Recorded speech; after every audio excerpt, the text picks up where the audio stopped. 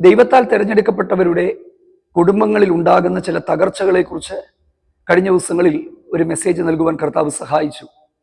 ആ മെസ്സേജ് കേട്ട പല പ്രിയപ്പെട്ടവരും അതിൻ്റെ താഴെ കമൻറ്റ് ചെയ്തിരുന്നു, ഇതിൻ്റെ ബാക്കി ഭാഗം ചെയ്യണമെന്നുള്ളത്.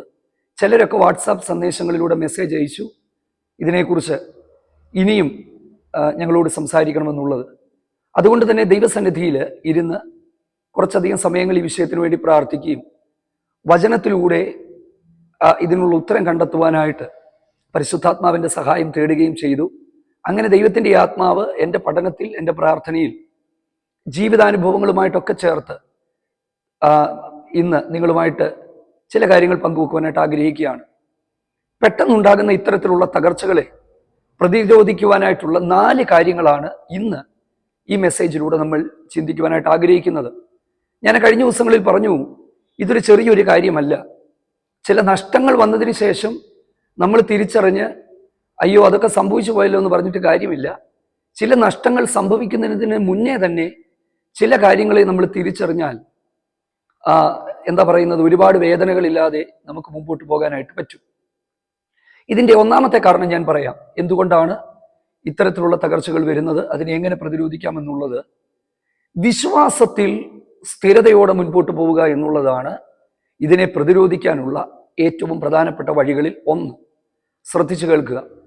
അതിൻ്റെ ഉത്തരം കുറച്ച് അനുഭവങ്ങൾ ഈ മെസ്സേജിൽ ഞാൻ പറയാം. ഞങ്ങളുടെ വ്യക്തിപരമായ ജീവിതത്തിൻ്റെ അകത്ത് വിശ്വാസത്തിലും പ്രാർത്ഥനയിലും സ്ഥിരതയില്ലാത്തത് കൊണ്ട് സംഭവിച്ച കുറച്ച് കാര്യങ്ങൾ, സ്ഥിരത വരുത്തിയപ്പോൾ ഉണ്ടായ കുറച്ച് മാറ്റങ്ങൾ വേഗത്തിൽ വളച്ചുകെട്ടലുകളില്ലാതെ നിങ്ങളുമായിട്ട് പങ്കുവെക്കുവാൻ കർത്താവിൻ്റെ കൃപയ്ക്കകത്ത് ശരണപ്പെടുകയാണ്. പത്രോസിൻ്റെ ഒന്നാമത്തെ ലേഖനം അതിൻ്റെ 5-ാം അധ്യായത്തിൻ്റെ 9-ാമത്തെ വാക്യം ഒന്ന് ശ്രദ്ധിച്ചു പഠിക്കുന്നത് നല്ലതായിരിക്കും.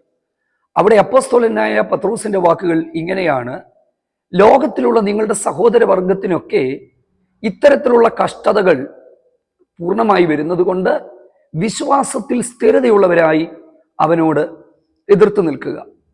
അപ്പം ഇത് ലോകത്തിലുള്ള സകല സഹോദരവർഗങ്ങൾക്കും ഉള്ളതാണ് എന്ന് പറഞ്ഞാൽ, ദൈവത്താൽ തിരഞ്ഞെടുക്കപ്പെട്ടവരുടെ ഒക്കെ ജീവിതത്തിൻ്റെ അകത്ത് കടന്നു വരുന്ന വിച്ച് ഈസ് ബീയിങ് അക്കംപ്ലിഷ്ഡ് എന്നാണ്. എന്ന് പറഞ്ഞാൽ വന്നുകൊണ്ടിരിക്കുന്ന, അല്ലെങ്കിൽ തുടർന്നുകൊണ്ടിരിക്കുന്ന, അല്ലെങ്കിൽ വരുന്ന എന്നൊക്കെ വേണമെങ്കിൽ ചിന്തിച്ചോ, ഇത്തരത്തിലുള്ള ഒരു കഷ്ടത. അപ്പം ഈ ഒരു കഷ്ടതയെ പ്രതിരോധിക്കുക എന്ന് പറയുന്നത് എങ്ങനെയാണ്? വ്യക്തമായിട്ട് എഴുതിയിരിക്കുന്നു, എതിർത്ത് നിൽക്കുക എന്നുള്ളതാണ്. പിശാചിനോട് എതിർത്ത് നിൽക്കുക. അപ്പൊ അതിന്റെ കാരണക്കാരൻ പിശാച് തന്നെയാണ്. അപ്പോൾ പിശാചിനോട് എതിർത്ത് നിൽക്കുക എന്ന് പറയുന്നു. അടുത്തത് എങ്ങനെ എതിർത്ത് നിൽക്കുക? വിശ്വാസത്തിൽ സ്ഥിരതയോടെ എതിർത്ത് നിൽക്കുക. ഞാൻ ആ വാക്യം നിങ്ങളെ ഒന്ന് കാണിക്കാം. ആ ഭാഗം ഒന്ന് ഹൈലൈറ്റ് ചെയ്ത് കാണിക്കുമ്പോൾ നിങ്ങൾക്കത് മനസ്സിലാകും. അപ്പോൾ അവിടെ എഴുതിയിരിക്കുന്നത്, നിങ്ങളുടെ പ്രതിയോഗിയായ പിശാച് അലറുന്ന സിംഹം പോലെ ആരെ വിഴുങ്ങണമെന്ന് വെച്ച് ചുറ്റി നടക്കുന്നു എന്നുള്ളതാണ്. അപ്പം ഈ പിശാചിനെ ഇവിടെ പറഞ്ഞിരിക്കുന്നത് അലറുന്ന സിംഹത്തോടു കൂടെയാണ്. സത്യത്തിൽ അവനെ ദൈവം നിരായുധീകരിച്ചതാണ് കാൽവറി ക്രൂശിൽ. എന്നാൽ അവൻ വലിയവനാണെന്ന് കാണിക്കാനായിട്ട് നമ്മുടെ മുൻപിൽ കഴിയും. പക്ഷെ വിശ്വാസത്തിന്റെ അകത്ത് സ്ഥിരതയില്ലെങ്കിൽ നമ്മൾ പരാജയപ്പെടുവാനായിട്ടുള്ള സാധ്യതകളുണ്ട്. അപ്പം ഈ സിംഹം എന്ന് പറയുന്നത് കടിച്ചു കീറുകയല്ല, ഇവിടെ എഴുതിയിരിക്കുന്നത് വിഴുങ്ങുന്ന സിംഹം എന്നതുപോലെയാണ്. അപ്പൊ അവന്റെ വായ്ക്കകത്ത് ഏതെങ്കിലും കുടുംബങ്ങൾ കയറിയാൽ, ഏതെങ്കിലും വ്യക്തികൾ അകപ്പെട്ടാൽ അവനെ വിഴുങ്ങിക്കളയും എന്ന് നമ്മൾ മനസ്സിലാക്കുക. അപ്പൊ അതുണ്ടാകാതിരിക്കാനായിട്ട് ചെയ്യേണ്ടുന്ന വഴിയെന്ന് പറയുന്നത്, ഒന്ന്, വിശ്വാസത്തിൽ സ്ഥിരതയുള്ളവരായി അവനോട് എതിർത്ത് നിൽക്കുക. അപ്പോൾ വിശ്വാസത്തിന്റെ അകത്ത് സ്ഥിരതയില്ലായ്മ എവിടെയെങ്കിലും ഉണ്ടെങ്കിൽ അതിനെ പരിഹരിക്കുക, ദൈവസന്നിധിയിൽ സ്ഥിരതയോടെ മുൻപോട്ട് പോവുക എന്നുള്ളതാണ്. രണ്ടാമത്തെ കാര്യം എന്ന് പറയുന്നത്, ഈ വാക്യവുമായിട്ട് ചേർത്ത് നിൽക്കുന്ന പുതിയ നിയമത്തിലെ മറ്റൊരു വാക്യമുണ്ട്. എതിർത്ത് നിൽക്കുക എന്നതുമായിട്ട് ബന്ധപ്പെട്ട് ദൈവത്തിന് കീഴടങ്ങുക, പിശാചിനോട് എതിർത്ത് നിൽക്കുക. യാക്കോബിന്റെ ലേഖനം 4-ാം അധ്യായത്തിലെ ഒരു വാക്യമാണ്. ശ്രദ്ധിച്ച് നിങ്ങൾ ആ വാക്യം ഒന്ന് കേൾക്കുക. ദൈവത്തിന് കീഴടങ്ങുക. ഇംഗ്ലീഷ് ബൈബിളിൽ എഴുതിയിരിക്കുന്നത് submit yourself to God എന്നാണ്. എന്ന് പറഞ്ഞാൽ ദൈവം മുമ്പാകെ സമർപ്പിക്കുക. സമർപ്പണത്തിന്റെ ആവശ്യമുണ്ടോ? ഉണ്ട്. എങ്ങനെ സമർപ്പിക്കണം? ഓരോ ദിനവും നാം ദൈവസന്നിധിയിൽ സമർപ്പിക്കണം. കാരണം നമ്മുടെ പ്രതിയോഗി ചെറിയ ഒരാളല്ല. ഞാൻ അതിനെക്കുറിച്ച് പറയുമ്പോൾ നിങ്ങൾക്ക് അതിന്റെ ഗൗരവാവസ്ഥ മനസ്സിലാക്കാം. അതിലേക്ക് പോകാം പെട്ടെന്ന്. ഈ സമർപ്പണത്തിന്റെ ആവശ്യം എന്താ? ചിലർ വിചാരിക്കുന്നത് യേശുവിനെ ഒരിക്കൽ രക്ഷകനും കർത്താവുമായി സ്വീകരിച്ചത് കൊണ്ട് ആ സമർപ്പണം തീർന്നു എന്നുള്ളതാണ്. ഒരിക്കലുമല്ല. ഓരോ സമയങ്ങളിലും നമ്മുടെ സമർപ്പണം പുതുക്കിക്കൊണ്ടിരിക്കണം. പിതാവിന്റെ മുമ്പാകെ സമർപ്പിച്ചത് കൊണ്ടാണല്ലോ പുത്രൻ ഈ ലോകത്തിലേക്ക് വന്നത്. നിന്റെ ഇഷ്ടം ചെയ്യുവാൻ ഞാൻ താല്പര്യപ്പെടുന്നു എന്ന് പറഞ്ഞ്. പക്ഷേ കാൽവറി ക്രൂശിലേക്ക് പോകുന്നതിന് മുമ്പ് ഗത്സമനയിൽ വീണ്ടും പിതാവിന്റെ മുമ്പിൽ യേശു സമർപ്പിക്കുന്നത് നമുക്ക് കാണാനായിട്ട് പറ്റും. അപ്പൊ നമ്മുടെ അനുദിന ജീവിതത്തിന്റെ അകത്ത് സമർപ്പിക്കണം. അപ്പം ഈ സമർപ്പണത്തിന്റെ അകത്ത് ഉണ്ടാകേണ്ടുന്ന കുറച്ച് കാര്യങ്ങളുണ്ട്. എങ്ങനെയാണ് സമർപ്പിക്കേണ്ടുന്നത്? ഇത് വളരെ ഗൗരവമായിട്ട് പഠിക്കണം. യാക്കോബിന്റെ ലേഖനം 4-ാം അധ്യായം മുഴുവനും നിങ്ങൾ ശാന്തമായിട്ട് പഠിക്കുമ്പോൾ ലോകസ്നേഹത്തെ ഒഴിവാക്കണം, ദൈവത്തിന് കീഴടങ്ങണം. അടുത്തത്, നിഗളമുണ്ടെങ്കിൽ അത് മാറ്റണം, കർത്താവിന്റെ സന്നിധിയിൽ താഴണം, ദൈവേഷ്ടപ്രകാരം ജീവിക്കണം. 4-ാം അധ്യായം അവസാനിക്കുമ്പോൾ നന്മ ചെയ്യാൻ അറിഞ്ഞിട്ടും അത് ചെയ്യാത്തവന് പാപമാണ്. അപ്പൊ ഞാൻ പറഞ്ഞത്, ഈ സമർപ്പണത്തിലേക്ക് നമ്മൾ വരുമ്പോൾ ഒരുപാട് കാര്യങ്ങളിൽ നമ്മൾ സമർപ്പിക്കേണ്ടത് അത്യാവശ്യമാണ്. അപ്പം സമർപ്പണം പുതുക്കുക. സമർപ്പണത്തിന്റെ അകത്ത് വിശുദ്ധിയോടുകൂടിയുള്ള സമർപ്പണം നമുക്ക് അനിവാര്യമാണ്. കാരണം പിശാചിന് നമ്മുടെ വീടിന്റെ അകത്തേക്ക്, നമ്മുടെ ജീവിതത്തിന്റെ അകത്തേക്ക് പ്രവേശിക്കാനായിട്ടുള്ള ഏതെങ്കിലും ഒരു വാതിൽ നിങ്ങൾ തുറന്നിട്ടിരിക്കുകയാണെങ്കിൽ അവന് നിഷ്പ്രയാസം നിങ്ങളുടെ ജീവിതത്തിലേക്ക്, കുടുംബത്തിലേക്ക് കടന്നു വരുവാനായിട്ട് കഴിയും. ഞാൻ ഞങ്ങളുടെ ജീവിതത്തിന്റെ കുറച്ച് അനുഭവങ്ങൾ കഴിഞ്ഞ ദിവസങ്ങളിൽ പറഞ്ഞു. പ്രാർത്ഥന കുറഞ്ഞപ്പോൾ, വിശുദ്ധ ജീവിതം കുറഞ്ഞപ്പോൾ, കുടുംബജീവിതത്തിന്റെ അകത്തൊക്കെ അസ്വാരസ്യങ്ങൾ ഉണ്ടായപ്പോൾ പിശാചിനെ ആക്രമിക്കുവാൻ വളരെ എളുപ്പമായിരുന്നു കാര്യങ്ങൾ. ഞാൻ കുറച്ച് ദിവസങ്ങൾക്ക് മുമ്പ് പാപത്തെക്കുറിച്ച് കുറേ മെസ്സേജുകൾ ഇട്ടല്ലോ. ഇതെല്ലാം ദൈവം എന്നോട് വ്യക്തിപരമായി സംസാരിച്ച കുറച്ച് കാര്യങ്ങളാണ്. ഞാൻ ഇനി ഒരു ചെറിയൊരു അനുഭവം നിങ്ങളോട് പറയാം. വളരെ ചെറിയൊരു അനുഭവം. ചിലപ്പം ചിലർക്ക് അത് അംഗീകരിക്കാൻ പറ്റില്ലായിരിക്കും, പക്ഷെ എൻ്റെ അനുഭവമാണ്. കുറച്ച് നാളുകൾക്ക് മുമ്പ് ശക്തമായിട്ട് ശുശ്രൂഷയിൽ ഞങ്ങൾ മുമ്പോട്ട് പോകുമ്പോൾ തുടർച്ചയായി കുഞ്ഞുങ്ങൾക്ക് രോഗാവസ്ഥകൾ ഉണ്ടാകാനായിട്ട് തുടങ്ങി, രോഗം തുടർച്ചയായിട്ട്. അപ്പം അന്ന് അതിന്റെ കാരണം അറിയുവാൻ ദൈവസന്നിധിയിൽ ഇരുന്ന് പ്രാർത്ഥിച്ചപ്പോൾ പരിശുദ്ധാത്മാവ് ഞങ്ങളോട് ഒരു കാര്യം വെളിപ്പെടുത്തി തന്നു. ഞങ്ങളൊക്കെ വൈകുന്നേരങ്ങളിൽ കുഞ്ഞുങ്ങൾ സ്കൂളിൽ നിന്ന് വന്നു കഴിയുമ്പോൾ ബാലവീർ എന്ന് പറയുന്ന ഒരു കാർട്ടൂൺ ഞങ്ങളുടെ വീട്ടിൽ വെക്കുമായിരുന്നു. ബാലവീർ, അത് ദേവതാലോകം അങ്ങനെയൊക്കെയുള്ള കുറച്ച് ഒരു മന്ത്രവാദങ്ങൾ, ആഭിചാരം അതുമായിട്ടൊക്കെ ബന്ധപ്പെട്ടുള്ള ഒരു കാർട്ടൂണാണ്. അപ്പൊ നമ്മൾ വൈകുന്നേരങ്ങളിൽ ഫ്രീ ആയിട്ട് ഇരിക്കുമ്പോൾ ചായയൊക്കെ കുടിച്ച് ഇങ്ങനെ ചാരി ഇരുന്ന് ഇതൊക്കെ കാണും. നമ്മളതിനെ കാര്യമായിട്ട് എടുത്തില്ല. പക്ഷെ ദൈവാത്മാവ് പറഞ്ഞു അത് നിർത്തണമെന്ന് പറഞ്ഞു. പക്ഷെ നമ്മളതിനെ വലിയ കാര്യമായിട്ട് എടുക്കാത്തത് കൊണ്ട് ഞാൻ അതങ്ങ് വിട്ടുകളഞ്ഞു. അത്ര കാര്യമായിട്ട് എടുത്തില്ല. കുഞ്ഞുങ്ങളുടെ രോഗം കലശലാകാൻ തുടങ്ങി, പ്രയാസങ്ങൾ വീട്ടിൽ വർദ്ധിക്കാൻ തുടങ്ങി. കുറച്ച് ദിവസങ്ങൾ കഴിഞ്ഞപ്പോൾ ഒരു വിധത്തിലും മുമ്പോട്ട് പോകാൻ പറ്റാതെ ദൈവസന്നിധി ഇരുന്നപ്പോൾ ദൈവത്തിന്റെ പരിശുദ്ധാത്മാവിനോട് പറഞ്ഞു, നിന്നോട് ഞാൻ ഓൾറെഡി ഒരു കാര്യം പറഞ്ഞായിരുന്നു, നിന്റെ വീട്ടിൽ അത് പാടില്ലെന്നുള്ളത്. ഞാൻ പെട്ടെന്ന് ദൈവത്തോട് ക്ഷമ പറഞ്ഞു. കാരണം ദൈവം ഒരുപാട് സമയങ്ങളിലൊന്നും ബാധിക്കത്തില്ല. ചില കാര്യങ്ങൾ പെട്ടെന്ന് പറയും, അനുസരിച്ചില്ലെങ്കിൽ വെയിറ്റ് ചെയ്ത് മാറി നിൽക്കും. എന്ന് പറഞ്ഞാൽ നീ അനുഭവിച്ചോളാനായിരിക്കും, അല്ലെങ്കിൽ നീ മനസ്സിലാക്കാനായിരിക്കും. അപ്പൊ നിങ്ങൾ ചിന്തിക്കും, എന്താണ് അതിന്റെ കുഴപ്പം? അതിന്റെ കുഴപ്പമുണ്ട്. പഴയ നിയമത്തിലെ കർശനമായ കൽപ്പനകളാണ്.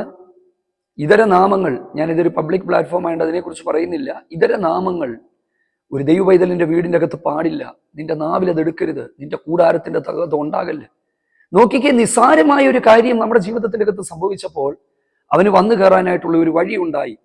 ശത്രുവിന്റെ ശക്തിയെ നിങ്ങൾ ഒരിക്കലും ചെറുതായി കാണാനായിട്ട് പാടില്ല. അതാണ് നമുക്ക് പറ്റിയ പ്രശ്നം. ഇസ്രായേൽ മക്കൾ മിസ്രൈമിൽ നിന്ന് പുറപ്പെട്ടിറങ്ങി വന്നപ്പോൾ 600 വിശേഷ രഥങ്ങളെ കെട്ടിച്ചാണ് ഫറവോൻ ഇസ്രായേലിനെ പിന്തുടർന്നത്. അത്രയും രഥത്തിന്റെയും തേരിന്റെയും സൈന്യത്തിന്റെയും ആവശ്യമുണ്ടായിരുന്നു. സാധാരണക്കാരായ ആളുകളല്ലേ, നേരെവണ്ണം ഭക്ഷണം പോലും കഴിക്കാതെ ആ മിസ്രൈമിന്റെ അകത്ത് കഠിനമായ പരിശോധനകളിൽ ജീവിച്ച് ആരോഗ്യം പോലും ഉള്ളവരാണോ എന്ന് എനിക്കറിയില്ല. പക്ഷെ അവരെ പിന്തുടർന്നത് നിങ്ങൾ ശ്രദ്ധിച്ചോ? 600 വിശേഷമായ രഥങ്ങൾ കൊണ്ടായിരുന്നു അവരെ പിന്തുടർന്നത്. 1 രാജാക്കന്മാരുടെ പുസ്തകം 20-ാം അധ്യായത്തിൽ ബെൻഹദദ് ശമരിയെ വന്ന് ഉപരോധിക്കുന്ന സമയത്ത് 32 രാജാക്കന്മാരാണ് തന്റെ കൂടെ ഉണ്ടായിരുന്നത്. നമ്മൾ ചിന്തിക്കണം, എന്തിനൊരു രാജ്യത്തെ ഉപരോധിക്കാൻ നേരത്തെ ഇത്രയും അധികം സൈനിക ശക്തിയോടുകൂടി ഉപരോധിച്ചു. അടുത്തത് അപ്പോസ്തല പ്രവൃത്തി 12-ാം അധ്യായത്തിൽ ഒരു പാവപ്പെട്ട ഉപദേശിയെ കാരാഗ്രഹത്തിന്റെ അകത്തിട്ടപ്പോൾ 16 പട്ടാളക്കാരെയാണ് അദ്ദേഹത്തിന് ചുറ്റും വിന്യസിച്ചത്. 4x4 നന്നാല് ചേവകരുള്ള 4 കൂട്ടം, 16 പട്ടാളക്കാർ, പ്ലസ് 2 വിലങ്ങ്, പ്ലസ് ഇരുമ്പുവാതിൽ, പിന്നെ ഗേറ്റുകൾ. നിങ്ങളൊന്ന് ചിന്തിച്ചിട്ടുണ്ടോ? എന്തിനാ വെറും ഒരു സാധാരണ ഉപദേശിമാർ അല്ലെങ്കിൽ പ്രാർത്ഥിക്കുന്ന ദൈവമക്കൾ എന്ന് പറഞ്ഞാൽ നമ്മുടെ കയ്യിൽ കുറുവടികളില്ല, പിന്നെ വടിവാളില്ല, തോക്കില്ല, ഒന്നുമില്ല. ആരെങ്കിലും എന്തെങ്കിലുമൊക്കെ പറഞ്ഞാൽ പോലും നമ്മൾ പ്രാർത്ഥിച്ച് തലകുനിച്ച് മാറിപ്പോകുന്നവരാ. അപ്പൊ ഈ ഒരു പത്രോസിന് ഇത്രയും ഒരു വലിയ എന്താ പറയുന്നത്, ഇത്രയും വലിയൊരു സുരക്ഷ അദ്ദേഹത്തിന് ഒരുക്കിയതിന്റെ കാരണം നിങ്ങൾ ചിന്തിച്ചിട്ടുണ്ടോ? നമ്മൾ ചിന്തിക്കുന്നതിനേക്കാൾ ബുദ്ധിമാനും തന്ത്രശാലിയുമാണ് പിശാച്. ഒരു വിധത്തിലും ഞാനും നിങ്ങളും പുറത്തു പോകാതിരിക്കാനുള്ള എല്ലാ വഴികളും അവൻ ചെയ്യും. പക്ഷെ നമുക്ക് പലപ്പോഴും ഇതിനെക്കുറിച്ച് ഗൗരവമില്ല. നമ്മൾ ഉഴപ്പിയടിച്ച് പിന്നെ പേരിനുള്ള ചടങ്ങിലുള്ള പ്രാർത്ഥനയും കാര്യങ്ങളുമായിട്ട് നമ്മൾ മുമ്പോട്ട് പോകും. അപ്പൊ നമ്മൾ ഇതിനെക്കുറിച്ച് ജാഗരൂകരാകുക എന്നുള്ളതാണ്. അപ്പോൾ മൂന്നാമത്തെ കാര്യം എന്ന് പറയുന്നത്, മനസ്സിലാക്കുക, പ്രാർത്ഥനയിൽ സ്ഥിരതയുള്ളവരാകുക എന്നുള്ളതാണ്. എഫേസ്യ ലേഖനത്തിൽ അപ്പോസ്തലനായ പൗലോസിന്റെ വാക്കുകൾ ശ്രദ്ധിച്ചു കേൾക്കുമ്പോൾ, പ്രാർത്ഥനയ്ക്ക് സ്ഥിരതയുള്ളവരാകണം, സദാ നേരത്തും ആത്മാവിൽ പ്രാർത്ഥിക്കുക, ജാഗരിക്കുക.